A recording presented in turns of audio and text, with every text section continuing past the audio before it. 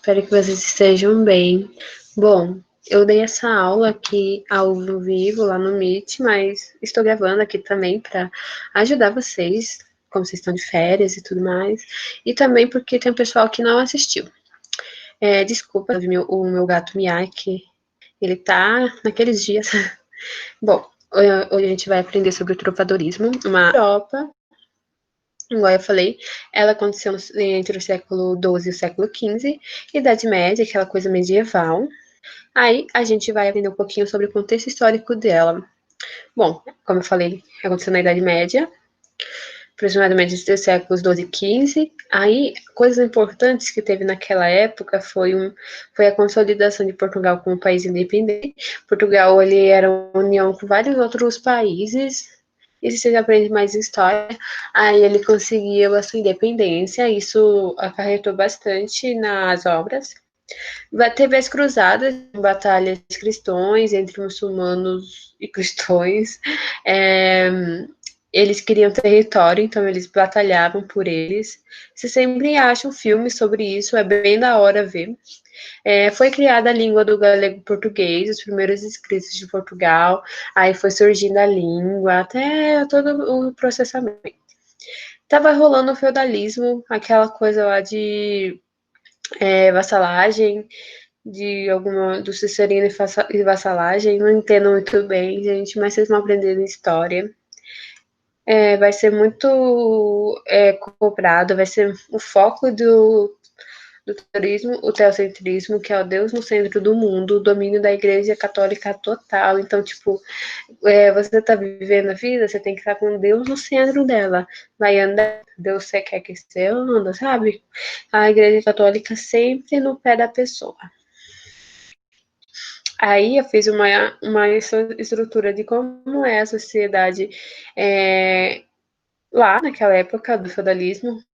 Na primeira parte de baixo tem os servos e os trabalhadores, não muito lembrados, vamos supor. Tem a baixa clero e a baixa nobreza, o alto clero e a alta nobreza e o rei. O rei, ele obedecia à igreja, né, que é o alto clero. Então, é a igreja que comandava aquela bagaça, mas é o rei que, tipo, ali, imagem. Mais coisas importantes daquela época, no período medieval, a maioria da população era analfabeta, com isso a escrita e a leitura estavam restritas ao clero e a alguns nobres. Então, era só a nobreza, alguns da nobreza que conseguiam ler, que conseguiam escrever. O restante do pessoal era totalmente analfabeto, tudo, essas coisas. Aí teve conquistas coloniais, batalhas, guerra, teve bastante isso. Teve a conquista de Celta, a ida de Vasco Gama à Índia, a fundação da Universidade de Coimbra, a dinastia de Aves, surtos e epidemias, aquela coisa estava rolando a peste negra, e o renascimento do comercial, comércio e expansão. Como estava surgindo as expansões marítimas, tipo, eles estavam andando de barco a achar vários lugares, até porque eles descobriram o Brasil, né, entre aspas. Aí foi crescendo o comércio, ajudando. Essas coisas aqui é mais para vocês entenderem o que estava passando lá, igual eu falei na introdução. Vocês têm que entender o que está acontecendo naquela época, vocês têm que entender o contexto dela mais ou menos. Saber, aconteceu isso, então eu já sei mais ou menos do que está rolando, como as pessoas estão agindo, estão pensando. Aí a gente vai encontrar na literatura em si, e a gente vai falar sobre os tipos de compositores. Por que tipos de compositores? Porque naquela época, o trovadorismo, como eles não tinham, eles tinham restrição, porque eles não sabiam ler e escrever, então eles compunham músicas, poesias que eram cantadas, que chamavam cantigas. Aí a gente tem o trovador, que ele é compositor, cantor e instrumentador que pertencia à nobreza. Então ele provavelmente sabia escrever, já que ele era da nobreza, ele tinha uma idade cultural. e ele compunha uma categoria superior, então ele era o líder da banda dele. Temos o Segrel, o trovador geralmente andarilho profissional, ele vivia desse trabalho, então ele é profissional no que faz, ele começava, ele cantava, ele recitava, ele era super profissional. Temos o Jogral, ele é um cantor de origem popular, então ele era bem conhecido, ele interpretava cantigas de outras pessoas e ele compunha dele mesmo. Temos o Menestrel, é origem popular também. Ele limitava-se a apresentar composições nos castelos e feudos. Então, ele apresentava, ele encenava as composições nos castelos e nos feudos, mas ele tinha um limite. Temos as soldadeiras, elas dançavam, cantavam e tocavam as castanholas. Você pode dizer que ela é uma voz de fundo, dançarinas. Imagine uma banda tudo assim lá, um cara com a guitarra, um vocalista, as dançarinas, o back vocal. Então, é mais ou menos assim. Aí a gente vai entrar na parte das cantigas. Aí as cantigas são trovas, poesias feitas para serem cantadas. Os instrumentos que normalmente acompanhavam o trovador eram uma cítara, uma viola, uma flauta, uma lira e uma harpa. Imagine, então, como uma harpa, ela tem um som suave, então mais ou menos era assim que eles cantavam. Aí a gente tem 4 tipos de cantigas, e é separado em 2 estilos. Temos a lírica amorosa, que ela é cantiga, tem cantiga de amor e cantiga de amigo. Temos a sátira, que é antiga de escárnio e ao dizer. Elas podem fazer no mesmo estilo, mas têm características totalmente diferentes. A gente fala um pouquinho, vamos falar um pouquinho sobre as características da cantiga de amor. A gente tem o sujeito, o eu lírico masculino. Então, é um homem que vai estar escrevendo, vai estar cantando sobre o homem que vai estar falando o objeto que vai ser para a dama, para a senhora. E a característica desse homem, ele é sofredor, ele é uma pessoa aflita, enlouquecido, ele é um coitado. A característica da dama, do objeto, é uma mulher idealizada por suas qualidades física, moral e social. A expressão do sentimento é o amor por uma mulher inacessível, a vassalagem amorosa. Lembra que eu falei que eles estavam no feudalismo? Então, o senhor, ele tinha o servo. Então, esse cara é apaixonado pela senhora dele, só que ele nunca vai ter ela na vida. Ele é muito gado. Porque ele quer muito ela, ele sofre por ela, ele idealiza ela demais, ele vê ela ali, ele já se apaixona. Então é algo muito inacessível. O cenário vai ser no ambiente da corte e a origem vai ser provençal. Provençal porque é na corte. Aí eu trouxe uma cantiga que é do amor, a cantiga da Ribeirinha, que aqui está ela em português de Portugal, e aqui está em português mais acessível para gente. Então eu vou ler um português normal. No mundo ninguém se assemelha a mim. Enquanto a minha vida continuar como vai, porque morro por vós, e ai. Minha senhora de pele alva e faces rosadas, quereis que vos escreva, quando vos eu vi sem manto, maldito dia, me levantei que não os vi feia, ou seja, a vi mais bela. E minha senhora, desde aquele dia, ai, tudo que me foi muito mal, e vós, filha de Dom Pai, Nis, e bem vos parece de ter eu por vós guardaia, pois eu, senhora, como mimo de vós nunca recebi algo, mesmo que sem valor. Então, aqui ele está falando que ele é apaixonado pela senhora dele. Na parte que ele fala que viu sem manto, não quer dizer que viu nua, gente. Ele viu tipo um ombro, um pedacinho de pele dela mostra. Porque aquela época lá todo mundo estava mal coberto. Aí, então, ele é apaixonado por ela, ele é muito apaixonado por ela, até que ele ama tanto ela que ele sabe que ela não é ele, mas ele adora ela, ele ama ela. Então, eu fiz assim. A cada cantiga que eu colocar, eu vou colocar uma música que assemelha nos dias atuais, uma comparação que eu acho que combina. Não necessariamente vai ser com essa cantiga aqui que eu coloquei, mas as características vão ser mais ou menos iguais.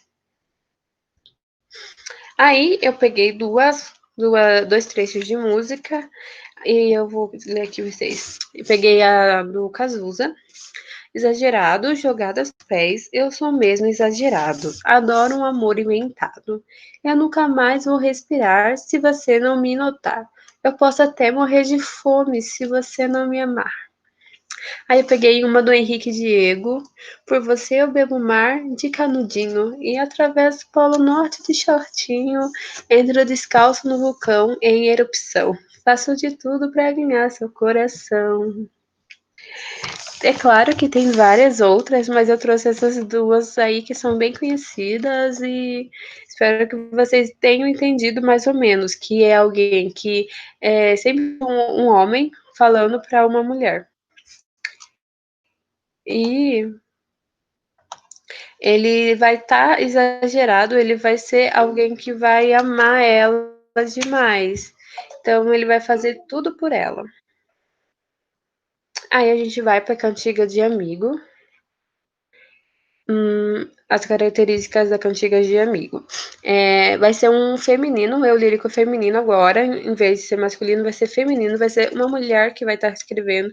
Às vezes pode ser um homem cantando, mas é falando que é uma mulher no lugar, é um homem falando, mas está narrando uma mulher. Aí o objeto vai ser o amigo, a mãe ou irmã, dependendo. O amigo, coloquei entre aspas, porque esse amigo aí é o namorado, é o amante, ela. A característica do sujeito, da mulher, ela é uma mulher bela, formosa, graciosa, uma camponesa. A característica do objeto é um cara mentiroso, traidor, mas muito bonito. É a expressão de sentimento, sentir saudades do seu amigo pelo abandono. Então, provavelmente o namorado dela, o amante dela abandonou ela, deixou ela para trás. Então, ela vai escrever sobre isso, sobre como ela tá com muita saudade dele. Vai ser o ambiente pastoril, campo-mar. A origem vai ser galaico-portuguesa, que vai ser a língua, a origem nova de Portugal, as primeiras escritas. Aí eu peguei a cantiga de Dom Diniz. Ai flores de verde, do verde pinho. Se sabes novas do meu amigo, ai Deus e o é. Ai flores do verde ramo. Se sabedes novas do meu amado, ai Deus o é. Se sabedes novas do meu amigo, aquele que mentiu, do que pôs comigo, se sabes novas do meu amado, aquele que mentiu, do que me há jurado. Tá vendo? Então ela tá muito obcecada por ele. Ela tá falando com as flores, ela tá falando com tudo que ela acha pela frente. Ela sabe, se eles sabem, cadê o namorado dela? Cadê a pessoa que ela ama? Cadê aquele cara que mentiu pra ela? Que ela quer muito encontrar ele. Ela é muito. Tá triste, ela tá muito triste por isso. Ela é muito iludida por ele. Aí eu trouxe uma música que eu acho mina, provavelmente se vocês devem ter imaginado alguma aí também. Eu peguei um sertanejo sofrência, porque é bem cara disso. Aí eu peguei essa daqui. A terceira música nem acabou e eu já tô lembrando de gente fazendo amor. Celular na mão, mas ele não tá tocando. Se fosse ligação, nosso amor seria engano, seria engano. Garçom, troca o DVD que essa moda me faz sofrer, o coração não aguenta. Desse jeito você me desmonta, cada dose cai na conta e os 10% aumenta. Mas essa música é muito tudo a ver, eu acho, bem a ver mesmo. É uma mulher que tá esperando uma ligação do cara, mas só que ele não vai ligar pra ela e ela foi enganada, ela está triste, ela está sofrendo. Aí a gente vai para a cantiga de escárnio. Já saímos da parte lírica amorosa, então não tem mais sentimentos à flor da pele, não temos mais amor, não temos mais isso. Agora a gente vai para a sátrica. Então, quer dizer que a gente vai ter algo bem direto. Aqui, cantiga de escárnio, quer dizer, realiza uma crítica indireta, não identifica a pessoa satirizada, faz uma sátira genérica, utiliza a linguagem bem trabalhada, apresenta muitas sutilezas, ironias, trocadilhos e ambiguidade. Então, ele vai criticar algo, vai ser uma crítica que talvez seja algo genérico, então provavelmente vai ser algo que todo mundo está acontecendo com todo mundo, também pode ser, mas também pode ser com uma pessoa só. Ele vai identificar a pessoa e vai falar mal dela. Uma linguagem bem trabalhada, vai ter sutileza, ironia, trocadilhos e ambiguidade. Peguei uma que o cara tá falando mal de uma pessoa, mas sem falar nome, sem falar quem é, só falando assim, porque ai, dona feia, foste vós queixar, que vós nunca louvei em meu cantar. Mas agora quero fazer um cantar em que vos louvarei ainda, e vedes como vós quero louvar, dona feia, velha e idiota. Aí, essa mulher, a feia, ela foi queixar pro cara porque ele nunca recitou algo para ela, porque ele nunca falou com ela. Aí porque ele nunca cantou para ela. Então ele falou assim, vou fazer então. Aí ele foi lá e criticou ela. Ô, dona feia, velha, idiota. Devia tadinha nela. Aí eu peguei uma música, assim, que eu peguei funk, porque é algo que tá na geração atual, assim. Aí, para vocês entenderem melhor, eu peguei trechos, assim, dessa música, que talarica tava sentando no mate da tua amiga. Safada, bandida, quer dar pra mim ser amiga da minha amiga. É claro que vocês veem uma coisa bem assim, porque a Sati, ela vai ter predominância bem erótica, então você sempre vai ver algo assim erótico, vai ser mais visto no mal dizer, mas não quer dizer que não tenha no escárnio. Mas eu coloquei isso mais para vocês verem porque ele tá falando mal da pessoa, mas sem falar sobre ela. Pegaram? Então, aí a gente vai para a cantiga de maldizer. Ela realiza uma crítica direta. Lembre a diferença. Escárnio realiza uma indireta e o maldizer realiza direta. Geralmente é o nome da pessoa satirizada, com a intenção de difamar. Apresenta a linguagem trabalhada e comum a agressão verbal à pessoa. Então, aqui as poesias vão falar o nome da pessoa. Lembre de alguma música aí que fala o nome de uma pessoa. Imagino que alguma coisa já passou na sua mente. Aí eu tô aqui para a gente ler. Aqui. Há uma velha quiser far, quando em Toledo fiquei dessa vez. E veio-me o Ruca Lopes rogar, e disse-me assim: Por Deus, que vós fez, não troveis a nenhuma velha aqui, pois acharão que trovastes para mim. Aí ele coloca o nome da Urraca Lopes, porque ele queria trovar uma pessoa, mas só que ela não deixou. Ela falou que não pode trovar, porque aí estarão achando que estão cantando ela. Então ele ficou bem bravinho por isso. Aí eu peguei umas musiquinhas aqui que eu acho que compara bem. Renata Ingrata trocou meu amor por uma ilusão. Pois sem ter teu carinho eu me sinto sozinha, eu me afogo em solidão. Ô, Ana Júlia. Ah, ô, Juliana, o que tu quer de mim? Já falei que passo o rodo e não cai em qualquer papinho. Então, a Maldizer, ele vai ter o nome da pessoa e ele vai falar mal dessa pessoa, ele vai ser agressivo com essa pessoa, ele não vai estar tipo, tô nem aí, coloca o nome dela, ela me fez mal, ela julgou eu errado. Eu acho que as pessoas lá, elas se sentiam muito maus, ela é muito sentimental, muito fácil de se abater. Então, eles escreviam essas coisas diretas para as pessoas. Indireta, bem direta. Aí, por último, eu vou falar sobre os cancioneiros. Temos cancioneiros, eles são os únicos documentos que restam para conhecimento do trovadorismo. Trata-se de coletâneas de cantiga com característica variada e escrita por diversos autores. Aí são eles, o Cancioneiro da Ajuda, constituído por 310 cantigas, Cancioneiro da Biblioteca Nacional de Lisboa, composto por 1.647 cantigas, Cancioneiro da Vaticana, composto de 1.205 cantigas. Esses aqui são coletâneas, então são vários livros juntos com essas cantigas. Essas cantigas vocês vão achar lá em Lisboa, em Portugal, porque a maioria de lá. Aí vai estar lá. Aí, ainda bem que registraram isso, porque se não fosse os cancioneiros registrando, a gente nunca iria encontrar, nunca iria estudar trovadorismo. Então a gente tem que agradecer bastante. Aí, então, obrigadinha por assistir essa aulinha. Eu vou fazer umas perguntas sobre trovadorismo, só para vocês pegarem na mente. E quem estiver vendo esse vídeo e não assistiu a aula no Meet, coloca seu nome aí nos comentários, coloca seu primeiro nome e o sobrenome.